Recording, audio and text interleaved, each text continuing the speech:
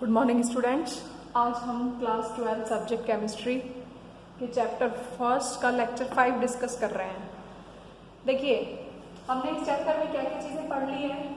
ये चैप्टर बहुत ही इंपॉर्टेंट है। सबसे पहले हमने सॉलिड का क्लासिफिकेशन पढ़ा था, अमॉर्फस है ना, और क्रिस्टलाइन किस बिहाफ पर, अरेंजमेंट के हिसाब से, ठीक है। फिर उसके बाद हमने सेकेंड में क्या पढ़ा था कि उनके बीच में पाए जाने वाले फोर्सेस के हिसाब से सॉलिड्स को कितने पार्ट में डिवाइड किया गया है, ठीक है।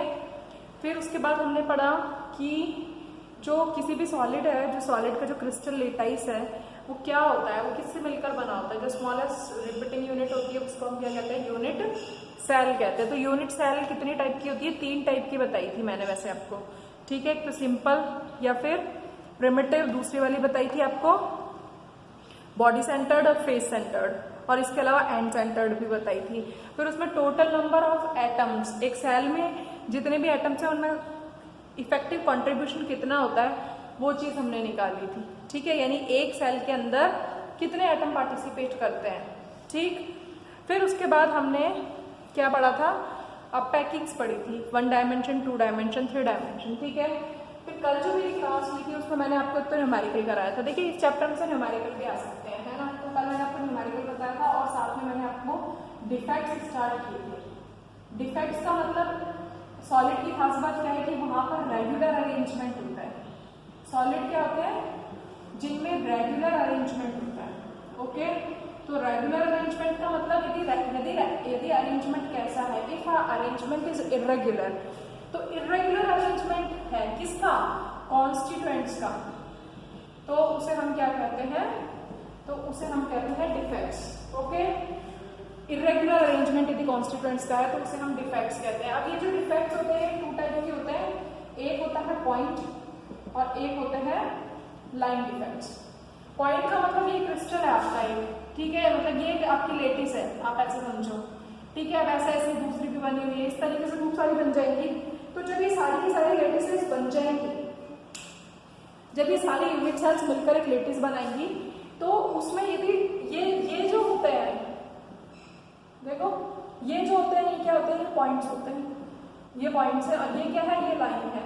तो यदि पॉइंट के ऊपर पॉइंट के ऊपर अरेंजमेंट में गड़बड़ी है तब तो उसे हम कहेंगे पॉइंट, और यदि लाइन के ऊपर जो कॉन्स्टिट्यूएंट्स लगे हुए हैं उसमें अरेंजमेंट में प्रॉब्लम है, इरेगुलरिटी है, तो उसे हम लाइन डिफेक्ट कहेंगे। अब आपके कोर्स में पॉइंट डिफेक्ट्स को 3 पार्ट्स में डिवाइड किया हुआ है, ठीक है। फर्स्ट पार्ट कौन सा है, फर्स्ट पार्ट है स्टोइकियोमेट्रिक डिफेक्ट्स, स्टोइकियोमेट्रिक, ठीक है।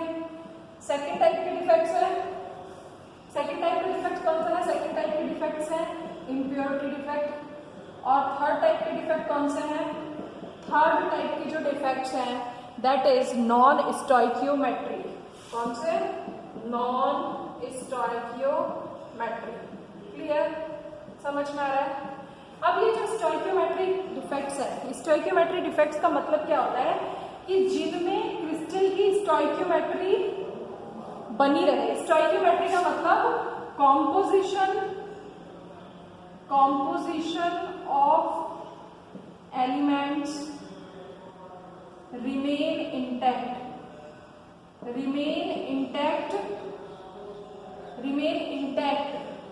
or undisturbed,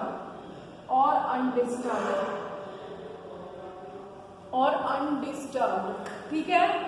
तो कि कॉम्पोजिशन जो है वो कैसा होता है, होल नंबर में होना चाहिए, होल नंबर में। क्या मतलब हुआ कि एक कंपाउंड है, जैसे ए और एक क्रिस्टल बना है जो कि ए और बी कॉन्स्टिट्यूएंट से मिलकर बना है, तो ए यहाँ पर कितना है 1 और यहाँ पर कितना है 1, तो यहाँ पर क्या मेंटेन हो रही है, स्टोइकियोमेट्री। ऐसे मान लो मैंने लिखा है A2B3, ये कंपाउंड हो सकता है, यहाँ पर भी स्टोइकियोमेट्री, ए के 2 है, बी के 3 है, ठीक है।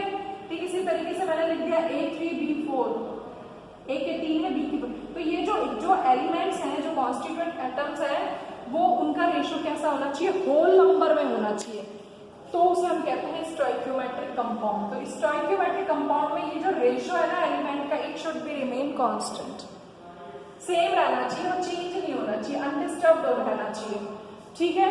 अब स्टोइकियोमेट्रिक डिफेक्ट्स जो है वो कितने टाइप, स्टोइकियोमेट्रिक डिफेक्ट में भी दो टाइप के डिफेक्ट्स होते हैं। कौन कौन से? एक होते हैं वैकेंसी और एक होते हैं इंटरस्टिशियल डिफेक्ट्स। ठीक है, वैकेंसी डिफेक्ट का मतलब क्या है? मान लो ये आपका एक क्रिस्टल है, ये एक एटम इस तरीके से ये कॉन्स्टिट्यूएंट्स आपस में जुड़े हुए हैं। क्लियर? यहाँ तक आ रही है आपके क्रिस्टल है, मान लीजिए इसमें यहाँ ए है, यहाँ बी है, फिर यहाँ ए है, यहाँ बी है, इस तरीके से ये क्रिस्टल बना हुआ है, कितना भी बड़ा बना हो सकता है। अब यदि यहाँ से ये ए कॉन्स्टिट्यूएंट हट जाए तो क्या क्रिएट होगी? हट जाए मींस इसका लॉस हो जाए। किसी भी एलिमेंट का, कॉन्स्टिट्यूएंट का या आयन का यदि लॉस हो जाता है तो क्या क्रिएट हो जाती है? वैकेंसी क्रिएट हो जाती है। समझ में आ रहा है?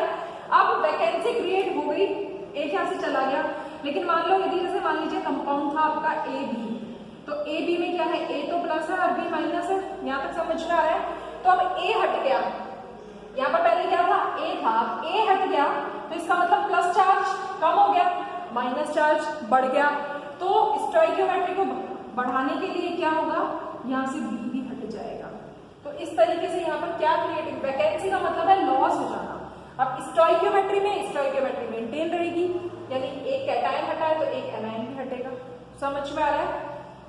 इंटरस्टिशियल में देखिए, इंटरस्टिशियल में अगेन देखिए, मान लीजिए आपके पास ए है और बी है, इस तरीके से क्रिस्टल है। अब क्या होता है कि यदि ये अपना स्पेस छोड़कर इस जगह में आ जाए, यहाँ बीच में आकर बैठ जाए, ठीक है, तो हम क्या कहेंगे? तो हम कहेंगे कि जो एलिमेंट था, जो आयन था, एलिमेंट कह सकते हैं, आयन कह सकते हैं, कॉन्स्टिट्यूएंट कह सकते हैं, ये क्या करता है? It means constituent leave its space, leave its position or site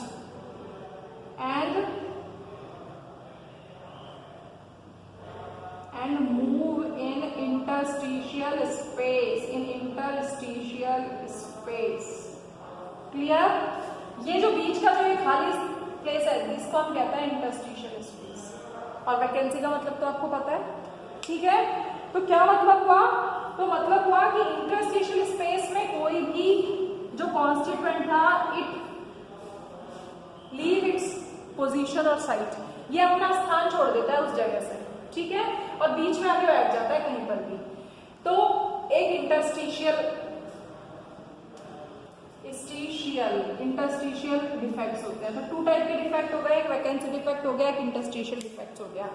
अब यदि यही डिफेक्ट्स किस में पाए जाए? आयनिक कंपाउंड्स में पाए जाए।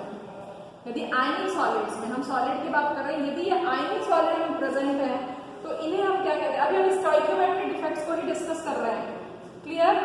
तो जो आयनिक सॉलिड्स के अंदर यदि यही डिफेक्ट्स पाए जाते हैं तो उन डिफेक्ट्स को हम क्या कहते हैं? एक डिफेक्ट को हम कहते हैं शॉटकी और एक को हम कहते हैं फ्रेंकल डिफेक्ट, क्लियर? एक defect is known as a Schottky defect and another defect is known as Frenkel defect, clear? सबसे पहले आप देखेंगे कि शॉटकी डिफेक्ट क्या होता है, ठीक है? शॉटकी डिफेक्ट देखिए, पहली बात तो दोनों ही डिफेक्ट्स किसमें पाए जाते हैं? आयनिक सॉलिड्स में पाए जाते हैं। शॉटकी डिफेक्ट में क्या होता है? Schottky defect is basically a vacancy defect. अब आपको पता हो गया कि वैकेंसी का मतलब क्या है। वैकेंसी का मतलब आयनिक सॉलिड में पाया जा रहा है, इसका मतलब अगेन वही चीज जो अभी आपको बताई है, ये ऐसे मान लो, इस तरीके से आपने मान लिया, ये आपका एक क्रिस्टल है, okay? In this crystal you have different ions because it is A ion, it is B ion, it is A ion, it is B ion, it is A ion, it is B ion, just like that, okay? Or we can say it is a positive charge, negative charge, positive charge, negative charge, positive charge, negative charge, negative charge, okay? तो अब क्या हुआ? मान लीजिए ये हट गया, ये इसका लॉस हो गया, एनायन का लॉस हो गया, ठीक है? तो कौन सा डिफेक्ट क्रिएट हुआ? शॉटकी, वैकेंसी क्रिएट हो गई। बट अब एनायन गया तो इसमें कौन सा चार्ज बढ़ गया? Plus charge. तो न्यूट्रलिटी को मेंटेन करने के लिए, इलेक्ट्रॉन न्यूट्रलिटी को मेंटेन करने के लिए क्या होगा? एक कैटायन भी हट जाएगा, तभी तो प्लस और माइनस बराबर बराबर हटेंगे, तभी तो कंपाउंड न्यूट्रल रहेगा, तभी तो स्टोइकियोमेट्री मेंटेन रहेगी। तो वैकेंसी कहलाता है ये, है ना। यानी वैकेंसी क्रिएट होती है कैसे? वैकेंसी क्रिएट होती है बाय मिसिंग ऑफ कैटायन और एनायन, कैटायन एंड एनायन, ठीक है। कैटायन और एनायन, कैटायन एंड एनायन दोनों की मिसिंग से एक वैकेंसी क्रिएट होती है, तो शॉर्टकी डिफेक्ट पाया जाता है। फर्स्ट डिफरेंस ये हो गया। सेकंड डिफरेंस इज कि किन में पाया जाता है? जिसमें size of cation and anion is same. ऐसे कंपाउंड्स में जिसमें कि कैटायन और एनायन का साइज जो है वो कैसा है? सेम है। क्लियर? कैटायन और एनायन का साइज सेम है। जैसे आप एग्जांपल देखिए, NaCl, KCl, AgBr, इन सब में कैटायन और एनायन का साइज जो है that is of equal size, ठीक है। तो ये शॉर्टकी डिफेक्ट सेम आयंस में पाया जाता है। और इसमें और तीसरी बात क्या है कि शॉर्टकी में पाए जाने वाले कंपाउंड्स का जो कोऑर्डिनेशन नंबर है दैट इज हाई। ये आपको याद रखना है, coordination number should be high, ठीक है। फिर इसमें एक चीज आपको और ध्यान रखनी है कि अब देखो एक कैटायन यहाँ से गायब हुआ, एक एनायन यहाँ से मिसिंग हो गया। मिसिंग होने के कारण क्या हुआ? डेंसिटी जो है वो कैसी हो गई? डिक्रीज हो गई। Density is decreased in this case. यदि शॉर्टकी डिफेक्ट हो रहा है तो डेंसिटी कम हो जाएगी।